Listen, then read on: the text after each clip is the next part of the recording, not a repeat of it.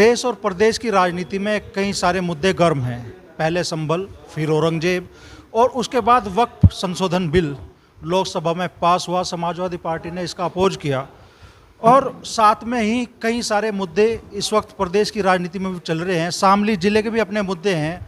शामली के गन्ना किसानों का भुगतान बकाया है। हालांकि 2 दिन पहले मीटिंग हुई, गन्ना के भुगतान की राह भी निकाली गई, लेकिन कितना भरोसा किसानों को और कितना भरोसा विपक्ष के नेताओं को इस समाधान पे है।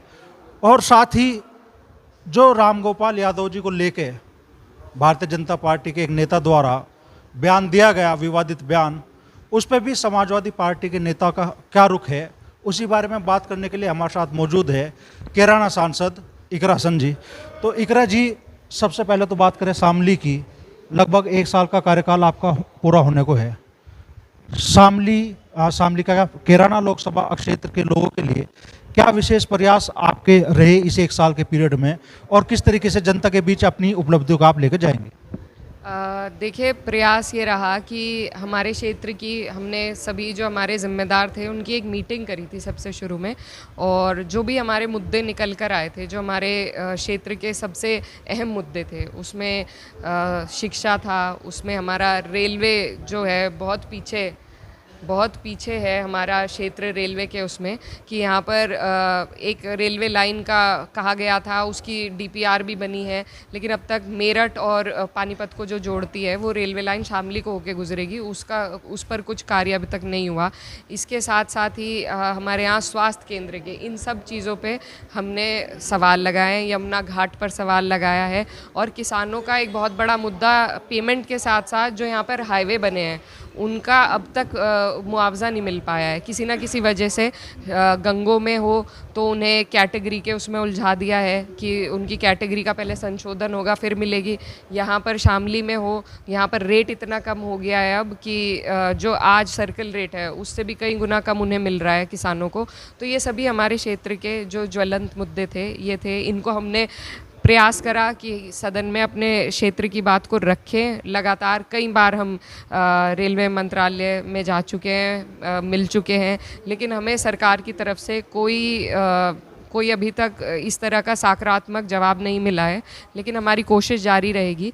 तो इसके अलावा जो विकास कार्य हैं, जो एक एमपी के हद में होती हैं चीज़ें, उसमें हम लगातार लगे हुए हैं। और जिस तरीके से मेरे पिताजी काम करते थे, वो अपने एमपी होने का एहसास कोशिश करते थे कि अपने हर एक व्यक्ति तक पहुँचे, तो उसी के तहत हमने अपनी जनता दरबार को चलाने का प्रयास हम करते हैं। तो ये हमारी कोशिशें रही हैं और आगे और बढ़ चढ़ कर करेंगे। अच्छा, पहले संभल, फिर राजनीति के केंद्र में आए औरंगजेब, और अब वक्फ संशोधन बिल जो दोनों सदनों में पारित हुआ संसद के, आपने अपोज भी किया, और किस तरीके से आप इस बिल को देख रही है? देखिए, ये जो बिल है ये सीधा हम इसे संविधान से जोड़ते हैं, क्योंकि आपके हमारे हर वर्ग हर समाज का जो अधिकार है वो हमें संविधान से मिलता है। तो संविधान में ही आर्टिकल 26 हमें हक देता है, हर मज़हब को हक देता है कि वो अपने जो धार्मिक संस्थान हैं उन्हें अपने हिसाब से चला सके, उनका रख रखाव कर सके। तो उसी अधिकार के तहत वक्फ बोर्ड जो है चलता था। अब किसी धर्म से ये जो दोहरी नीति सरकार अपना रही है कि आप एक धर्म से उनका अधिकार छीन रहे हैं, लेकिन आप दूसरे धर्मों को तो वो अधिकार जारी हैं और उससे हमें कोई आपत्ति नहीं है। अब जैसे मैंने अपनी भाषण में भी कहा कि राम जन्मभूमि में इन्होंने ये बात स्पेसिफाई करी है कि अगर डीएम भी होगा तो हिंदू होना चाहिए, और वो बात बिल्कुल सही है, क्योंकि अपने मज़हब के रीति रिवाज को मज़हब का व्यक्ति ज़्यादा बेहतर समझ सकता है। हम इस बात से बिल्कुल उनके साथ हैं। तो यही बात लागू करनी चाहिए उन्हें वक्फ पे भी, कि यहाँ पर आप अदर कम्युनिटी के लोगों को क्यों जोड़ रहे हैं। इससे कहीं ना कहीं समाज में तनाव पैदा होता है और लोगों में इस सरकार के प्रति कोई विश्वास पहले से नहीं है, तो वो और कम होता है। और जो हम एक इमेज, हम जब मेरे पार्लियामेंट के 2 दौरे मेरे विदेश के लग चुके हैं और वहाँ पर भाजपा के लोग भी हमारे साथ जाते हैं, तो हम देखते हैं कि वो बाहर देश में जाकर अपने आप को जब वो अपना इंट्रोडक्शन देते हैं तो कहते हैं कि हम मदर ऑफ डेमोक्रेसी से आते हैं। India is a mother of democracy, secularism हमारा बड़ा वो है, क्योंकि चाइना से कंपैरिजन करते हैं अपना और बताते हैं कि चाइना में तो डेमोक्रेटिक नहीं है, चाइना में सेक्युलरिज्म नहीं है। तो इसमें हम अपने आप को बहुत गर्व महसूस करते हैं दूसरे देशों में जाकर, लेकिन अपने देशों में उन्हीं चीज़ों का हम गला घोट रहे हैं। तो ये तो इन लोगों को सोचने की बात है कि जिन चीज़ों के लिए ये वाहवाही लूटते हैं बाहर जाकर, उनको यहाँ पर ये किस तरीके से उनको ख़त्म करना चाह रहे हैं। तो मेरे हिसाब से इस तरह के बिल जो हैं ये किसी एक कम्युनिटी को टारगेट करने, और ये एक जगह नहीं रुकेंगे। आज अगर ये एक मज़हब के ख़िलाफ़ है, कल को ये दूसरे मज़हब के ख़िलाफ़ रहेंगे। तो इनको तो सिर्फ पूंजीपतियों की जेबें भरनी है। सदन में भी ये बात कही गई कि जो एक बड़े उद्योगपति हैं मुंबई में, जिनकी बहुत बड़ी इमारत है, तो उनका जो मकान है वो जिस ज़मीन पे बना हुआ है वो भी वक्फ बोर्ड की ज़मीन है। तो वो केस भी चल रहा है बॉम्बे हाई कोर्ट में, और हमें कहीं ना कहीं लगता है कि ये सब चीज़ें आपस में मिली हुई हैं, किसी ना किसी की मदद करने के लिए पूरी एक समाज को जो है आग में झोंका जा रहा है। तो ये बहुत दुर्भाग्यपूर्ण है और बहुत हमें अफसोस है। लेकिन जितनी हमसे कोशिश हुई, हमने आवाज़ उठाई, और ये अधिकार आवाज़ उठाने का और अपने हकों को मांगने का ये भी हमें संविधान से मिला है, तो उसका हम इस्तेमाल करते रहेंगे। और इस तरह के जो तानाशाह हैं, आपने औरंगज़ेब की बात करी, औरंगज़ेब को आज कोई समाज अच्छा नहीं मानता। क्यों नहीं मानता?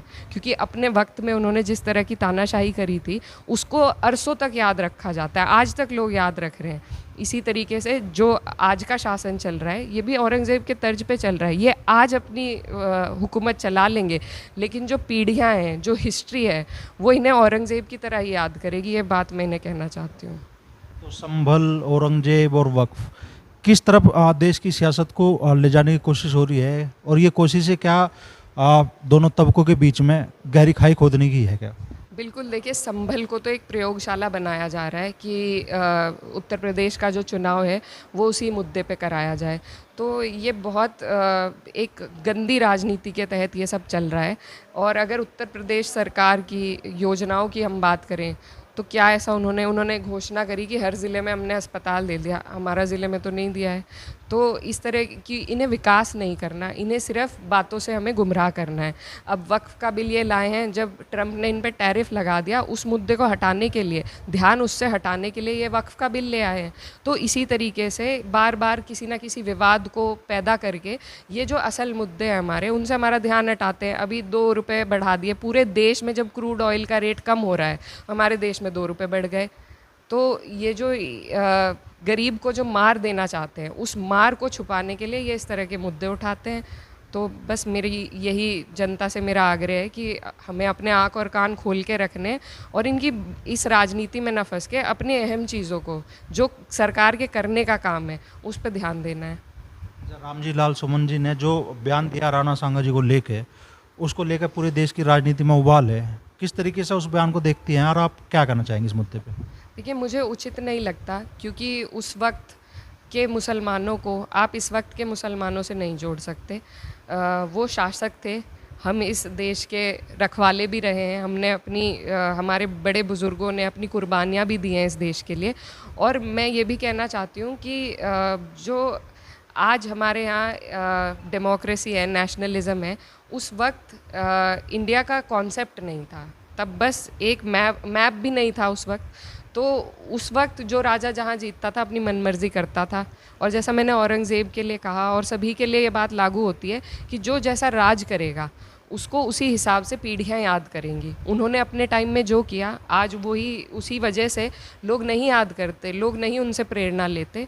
तो इन बातों को उठाने का कोई औचित्य मुझे नहीं लगता कि हम हिस्ट्री में जाकर जो उस वक्त किसी ने गलत किया है उसको मैं और आप बैठ के नहीं सुधार सकते। उनसे हम सीख लेके आगे बढ़ सकते हैं, अपने समाज को जोड़ सकते हैं।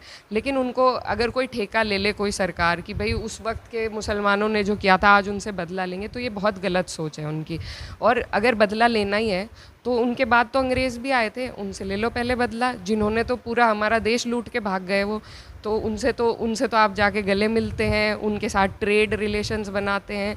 तो इस तरीके से सिर्फ अपनी पार्टी की राजनीति को आगे बढ़ाने के लिए और अपनी जो काम चोरी है उससे अपने आप को बचाने के लिए इस तरह के मुद्दों को ये बढ़ावा देते हैं, जो मुझे नहीं लगता कि सही है। अच्छा, वक्त पे पूर्व में लोकसभा चुनाव के पहले तक आपकी सहयोगी पार्टी थी राष्ट्रीय लोकदल, आज दूसरे पाले में वो है और वक्त पे वो संशोधन बिल के समर्थन में है। जयंत चौधरी उस बिल के समर्थन में खड़े हुए, क्या कहना चाहेंगे आप? देखिए, बहुत अफसोस है हमें। हमारा जो क्षेत्र है बहुत लगाव करता है, हम भी बहुत लगाव करते हैं चौधरी साहब और उनके परिवार से। लेकिन इस मुद्दे पे हमें उम्मीद थी कि इस क्षेत्र ने, यहाँ के लोगों ने, मुसलमानों ने हमेशा सर माथे पे बिठाया है लोकदल को, हमेशा उनके साथ खड़ी रही है। और आप अगर 22 का रिज़ल्ट देखेंगे तो हमारा छोटा ज़िला है शामली, तीनों सीटें हमने जीती थी लोकदल के गठबंधन के साथ। 2 विधायक यहाँ से जीते थे, जो उन वोटों से जीते थे जिनके खिलाफ उन्होंने वोटिंग करी है। तो ये बहुत दुख की बात है, बहुत अफसोस की बात है। राजनीति होती है, फ़ायदे नुकसान होते हैं, लेकिन उसूल जो है आदमी का, उसूल ज़िंदा रहना चाहिए। तो अगर उसूलन किसी ने मुझे वोट दिया है तो आज उनका मुझ पे अधिकार है, मेरी हर चीज़ पे उनका अधिकार है, क्योंकि उनके बदौलत ही हम यहाँ बैठे हैं।